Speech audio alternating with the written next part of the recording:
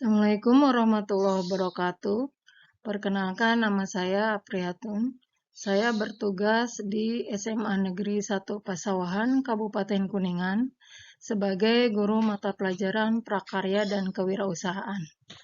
Pada video kali ini, saya akan mengungkapkan tentang masalah, yaitu siswa sulit menghitung laba atau keuntungan wirausaha produk makanan khas daerah. Deskripsi masalah yang dihadapi yaitu ada beberapa siswa yang belum memahami cara menghitung laba atau keuntungan wirausaha produk makanan khas daerah.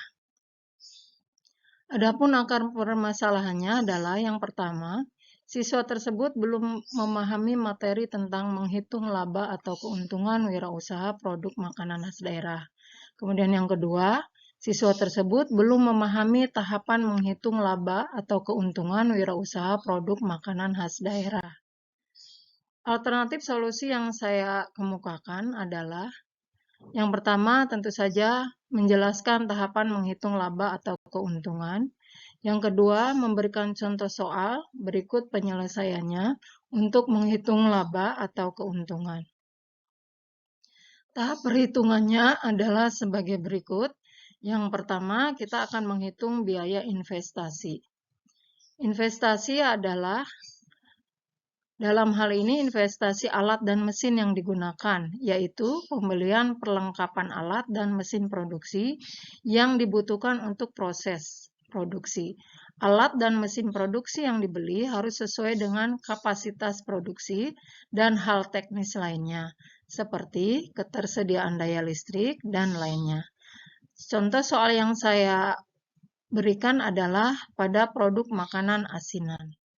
Nah, ini tabelnya, tabel investasi alat dan mesin asinan. Misalnya di situ dilihat ada cup sealer manual, pisau, talenan, baskom, dan sebagainya sampai ke bawah.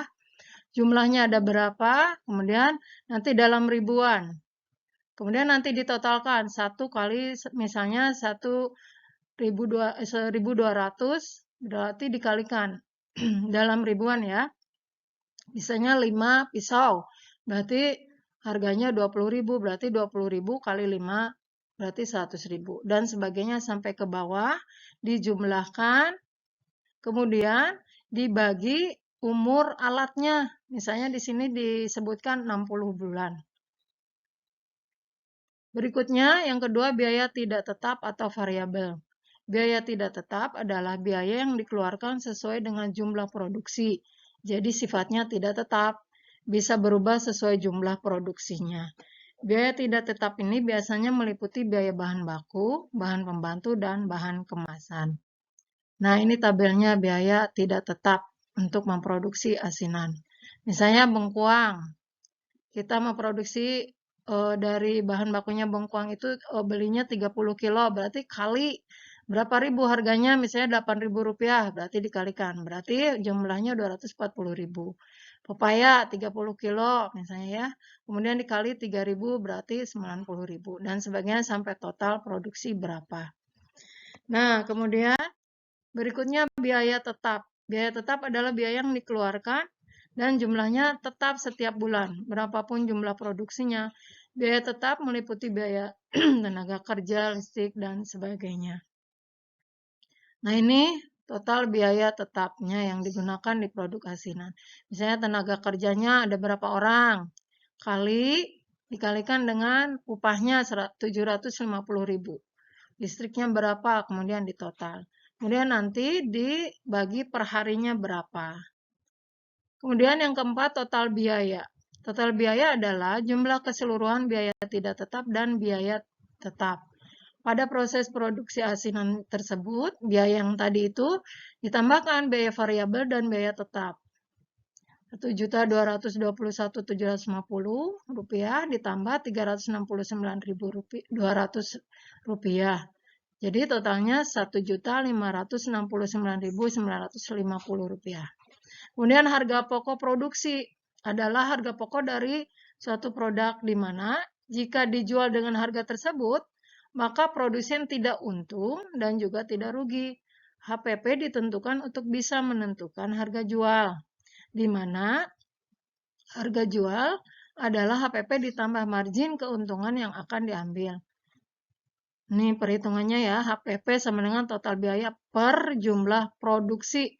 Tadi kan sudah diketahui total biayanya 1.569.950 dibagi 500 produksi asinannya. Nah, jumlahnya adalah Rp3.140. Yang keenam, harga jual. Harga jual adalah harga yang harus dibayar pembeli untuk mendapatkan produk tersebut. Harga jual bisa ditentukan dengan mempertimbangkan HPP dan juga produk pesaing. Harga jual ini meliputi harga dari pabrik dan harga konsumen. Harga dari pabrik tentu lebih murah karena saluran distribusi, agen, toko, counter, dan lain-lain tentu juga harus mendapatkan keuntungan. Nah, pada produksi yang tadi Ibu contohkan, dalam kemasan mangkok, melihat HPP-nya ya, sebesar Rp3.140 ya per mangkok, maka relatif dijual berkisar 6.000 sampai 8.000. Maka ditetapkan harga jualnya dari pabrik, dari kita adalah Rp5.000. Maka bisa dihitung, kalau misalnya kartonnya isinya 12 mangkuk, tinggal dikalikan 12 kali 5.000 berarti ya, 60.000. Betul. Kemudian yang ketujuh, penerimaan kotor. Penerimaan kotor adalah jumlah penerimaan uang yang didapatkan oleh perusahaan sebelum ditotal biaya. Potong total biaya. Ini, misalnya tadi ya, kan produksinya 500 kali 5.000 rupiah. Totalnya 2.500.000. Yang kedelapan, yaitu pendapatan bersih atau laba. Ini intinya nih yang harus kita hitung, yaitu jumlah penerimaan uang yang didapatkan oleh perusahaan oleh kita setelah dipotong total biaya. Pada produksi asinan ini jumlah penerimaan bersihnya adalah penerimaan kotor yang tadi Rp2.500.000 dikurangi total biaya. Nah, hasilnya adalah labanya Rp930.050. Jadi perkiraan pendapatan untuk satu kali produksi yaitu 500 mangkuk asinan akan mendapatkan laba sebesar Rp930.050. Hasil pemecahan masalah dengan diberikan penjelasan, pemahaman, dan pemberian contoh serta penyelesaian, maka pada pertemuan pembelajaran berikutnya, alhamdulillah siswa tersebut sudah memahami menghitung laba atau keuntungan produk makanan khas daerah. Demikian video kali ini, semoga bermanfaat. Saya akhiri. Assalamualaikum warahmatullahi wabarakatuh.